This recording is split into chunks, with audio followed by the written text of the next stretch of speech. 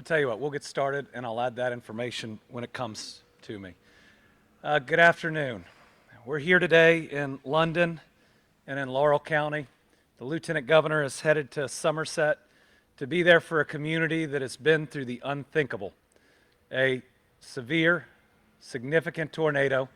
We're still waiting on hearing the rating, though it was rated as a 3 as it came through Somerset, that tore through this community and has taken far too many lives.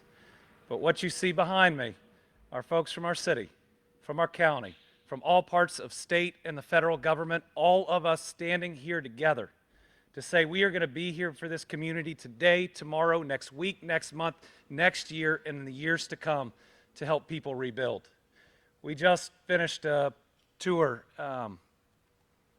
that's hard to see. Homes that are in a single wall left standing. Some homes that have all 4 walls yet lost the person inside. You can not only see the destruction, but feel it. But at almost every single one of these plots, you see 10, 11, or 12 people helping out. You see people who've shown up, whether it's extended family that got in their car early this morning and drove in, people from a church in Tennessee, people who have come to help their fellow human being, because at times like this, when things seem darkest, is when you see humanity shine its brightest. And to each of those individuals looking at what used to be their home, that are wondering where they start, there's going to be a bunch of people that show up and say, start with me. And that's our job.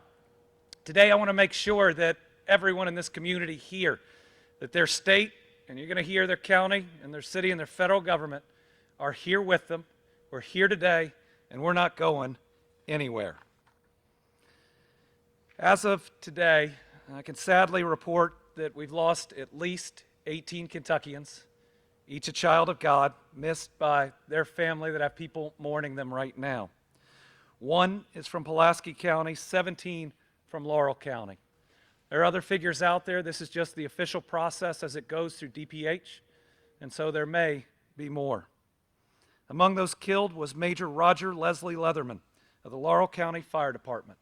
The Major was in public service for 39 years, and he died doing what first responders do every day, risking his own life for our safety. Please say a prayer for all these families. Please say an extra one for his tonight. Friends, families, and communities of each of these individuals are hurting, and it's our job to make sure that if they'll let us, we carry their grief for just a little while.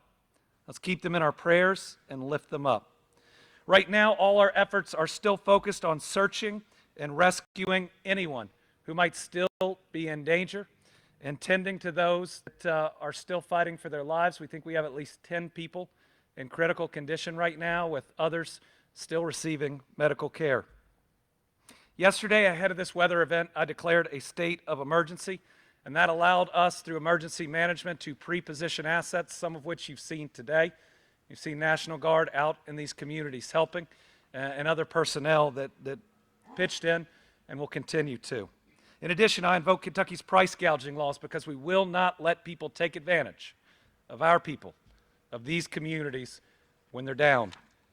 I also signed a separate state of emergency related to pharmaceuticals. I talked to a man today who had helped his 94-year-old mom, who thankfully his older brother had driven in last night and got up in the middle of the night and carried her from the chair that she sleeps in right before a tree fell through that wall and would have taken her. She needs that emergency medication refilled. There's no way she's going to find her medication, and now they're going to be able to go and to get that done and to get it done easier. Earlier today, I spoke directly with Homeland Security Secretary Kristi Noem and officials at FEMA, including the current director. They vowed to help. They showed real empathy for our people. And my teams have also provided a situational report to the White House Office of Intergovernmental Affairs. Let me say that politics has no place in responding to natural disasters like this one. And for the 2 events that we've already had this year, we've seen a White House and a FEMA organization that has performed well and has done what we've asked. And just a little while ago, I made an official request for a federal disaster declaration. Before this briefing, I joined local officials that are here to get a look at one of our communities and the area surrounding this airport. I've now been governor for at least 14 federally declared disasters, 13 of them weather, and this is one of the worst. It's one of the worst in terms of the loss of human life. It's one of the worst in terms of damage, and it's tough to look at one home that doesn't have a shred left, and you know that person didn't make it, and then another home a block away that looks like it is completely untouched. But you know, the folks that live in those homes were over helping their neighbors today. They were thanking God for their good fortune, but they were going to make sure to pay it forward by helping their fellow human being. And we can't know why we keep getting hit over and over and over. Kentucky has gotten knocked down more times than just about anybody. We've gotten up every single time. So my promise here today is the same as it was in Mayfield in 2021, in Dawson Springs in 2021, in Bremen in 2021, in all of our eastern Kentucky communities that got hit by flooding in 2022, and every single other natural disaster we've been through. The people who've been harmed are going to get our very best. We're going to fight for them. We're going to make sure that we have our state, our local, and our federal government and their programs available to them. I want to thank our heroic first responders from Kentucky Emergency Management, the Kentucky National Guard, the Kentucky State Police, Fish and Wildlife, Kentucky Transportation Cabinet, but I want to thank all the local first responders. I've talked to some amazing police officers that went around with me today that spent all last night pulling people out of houses, some of which who are no longer alive.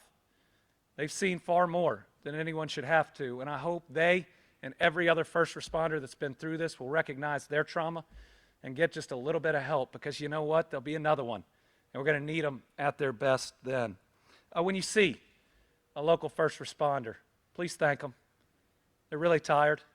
They've worked really hard, and they've done really incredible work, and they deserve our thanks today, tomorrow, and the next day.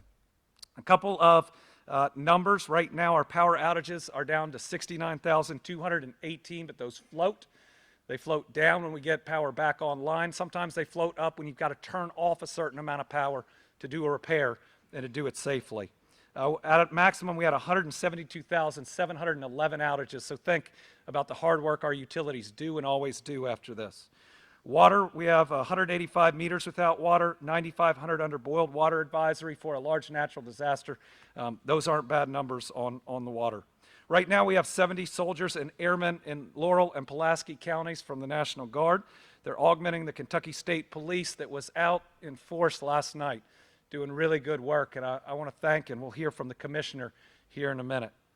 UH-60 Black Hawk crews conducted aerial surveys over Laurel and Pulaski counties to review damage, and that gives us information we need because we are going to apply for FEMA aid.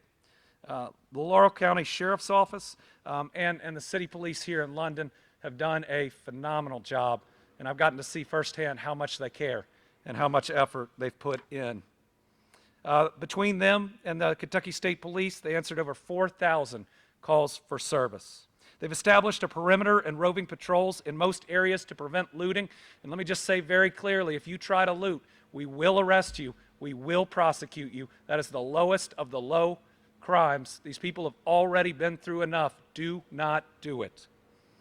If you're missing a loved one or you are able to travel, please go to Faith Assembly of God to speak with the Kentucky State Police and the Laurel County Sheriff's Office. The address, again, if you're missing a loved one and you're able to travel, to go ask about them, is 390 Faith Assembly Church Road here in London. If you're unable to travel, call the Red Cross, 1-800-RED-CROSS. That's 1-800-733, 2677, and select option 4. Following the devastating storms that swept through the region, I want to thank Kentucky Fish and Wildlife because game wardens swiftly deployed to Laurel and Pulaski counties and helped out on the search and rescue. State highway and, oh my goodness, county and city road departments have done an amazing job clearing off roads to get to these subdivisions that otherwise you couldn't make it to. You can go down to them and you can see feet of trees on the side that took a lot of work, and without them, we couldn't have gotten to people to help them. People remain on duty in multiple highway districts today because while the worst happened here, we do have road damage and other storm damage throughout Kentucky. I want to thank all the chainsaw and backhoe crews that continue to work alongside firefighters and police clearing debris and assisting utility crews. Focus is now on reopening roads and dealing with widespread damage and power outages. As of right now, I think we have 24 state highways closed. US 27 at Somerset is closed from Bourbon Road to Kentucky 914. Could be days before the utilities there are opened. Kentucky 190 and several others in Pulaski County.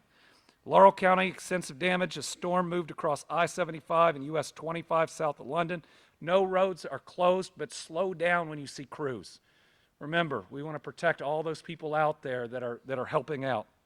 You have a lot of power out signals, so please treat those like four-way stops. And the London airport, where we're at right now, is closed due to damage, but these folks out here are working really hard and really fast to open it up. Unless absolutely necessary, please stay away from the areas unless you're going to help, unless you have a loved one, because clogging up those roads, getting in especially to these subdivisions, can make it harder for the cleanup crews and for our first responders. Our priority right now is still response and recovery, and then we will move to meet the intermediate needs, including the intermediate housing needs, as we then embark on the rebuilding.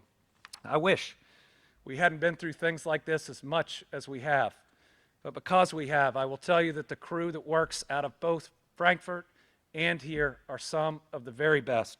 And so those that have been through the worst are going to get everything we've got day in and day out. I live my life, and I can see that those out there helping live their life by that golden rule that we love our neighbor as ourselves. And the parable of the Good Samaritan says everybody's our neighbor. And so we need the whole world right now to be really good neighbors to this region. We're going to need a lot of help. We're going to need a lot of funding. We're going to need a lot of cooperation, but we will not abandon the people that have been impacted.